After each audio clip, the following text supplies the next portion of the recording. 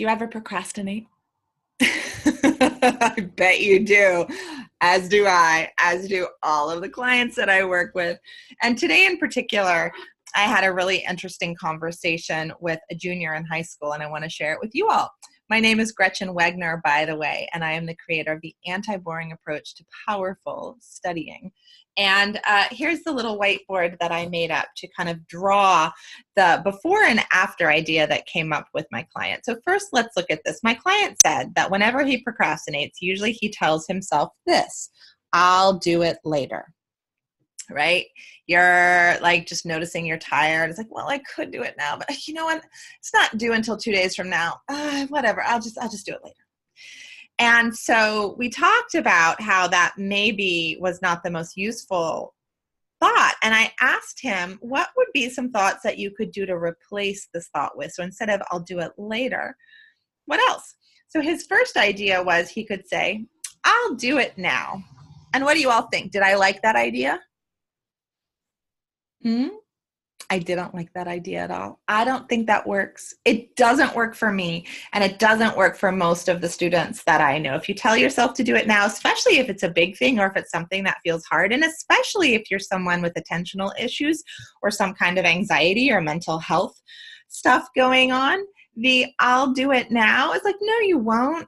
That's just, it's so hard. And so you tell yourself that, and then you just feel bad because you're not doing it. So the next idea he had is I'll make a plan. He's like, that would be a good thought to replace I'll do it later with, right, Gretchen? And what do you think I said to that? I didn't like that one either.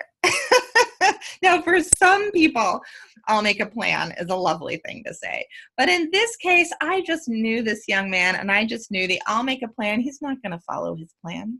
He just isn't. We've been together for years. He's not going to follow his plan. So then I finally suggested this other one right here. I don't know if you can read it, but it says, what's the smallest thing that I could do now? So I recommended to him that his self-talk, that he say to himself, like, you know what? You can totally do it later, as long as you do something small now. What's the smallest thing I'm willing to do?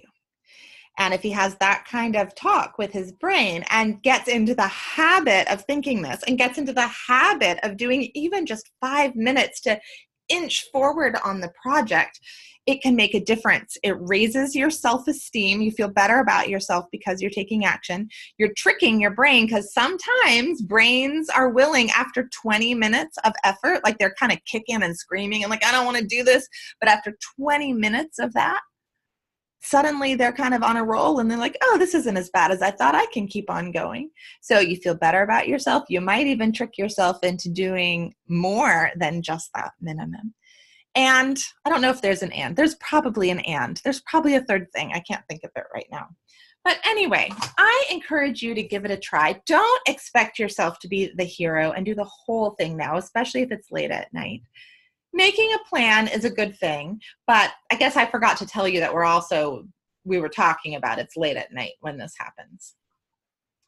And but this is the habit, whether it's late at night or whether it's earlier in the day. What's the smallest thing that I would be willing to do can make all the difference in breaking a pretty extreme procrastination cycle.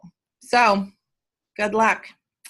Let me know if you have any questions or follow-up ideas. You can always reach me at Gretchen@GretchenWegner.com, and I'll see you in next week's video tip. Take care, y'all.